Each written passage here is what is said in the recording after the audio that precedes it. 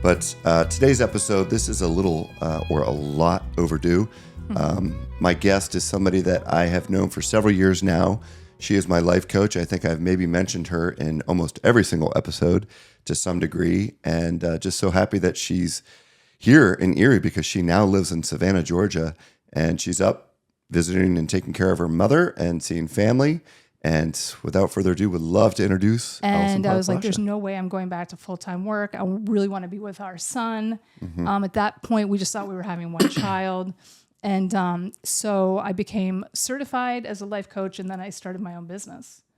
Wow. Which is kind of crazy. And don't tell anyone, I broke into my 401k 100% to fund all this.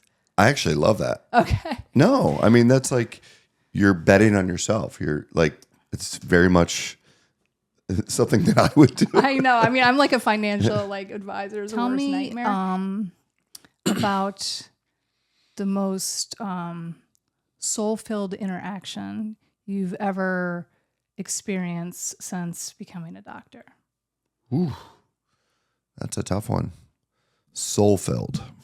Oh man, you're getting deep early. Second question. Did you bring those tissues down here? I know, I right? started praying with all of my patients before surgery. Probably 6 months after that, I had Father Rich Chewy on, and he sat right in this chair. And during our podcast, I think it was actually after the podcast. I don't know if it happened. I'd have to rewatch it, but we talked about it. And he's like, I'd like to push you a little bit, gently nudge you to follow your gut. Because I brought it up to him. Then I was like, I think I want to do this, but I don't want to offend anybody. I don't want anybody to think that, like, why is this guy praying with me? Is he Sure. not confident that he can get through this operation? Yes. Like, does he need God's help? He should be able to do this by himself. And the overwhelming response, and probably 80 to 85% of my patients now accept the prayer. I do it in such a way that I don't ask them, so they're not pressured. My assistant asks Okay. them before I'm there. So they don't have to feel like Sure. he's looking at me if I say no, I'm a jerk. And we just have it on a sheet, yes or no. So I've brought patients to tears multiple times before surgery, and they almost thank me for that more than for like doing a really good job on their hip or their knee. And they're like, you have no idea what that meant to me, because these people are extremely anxious. They're scared. Because your dad was a banker. I know. Your mom was a homemaker. Like, Sure. where did that come from? My mom ended up getting her, when she was older, she got her master's in counseling. Okay. And so she, I feel like was I think because of my dad's unwellness, she was on a personal growth journey. And then my oldest sister, who's 7 years older than me, she went to Ithaca College. And, here I am, 12 years old. She'd come home. She's like, you're codependent, and I'm like, what? What's that? And so, yeah, I think, the way I chose college, this is so bad. I'm just going to disclose it. It was basically out of all my siblings, what school offered me the best party.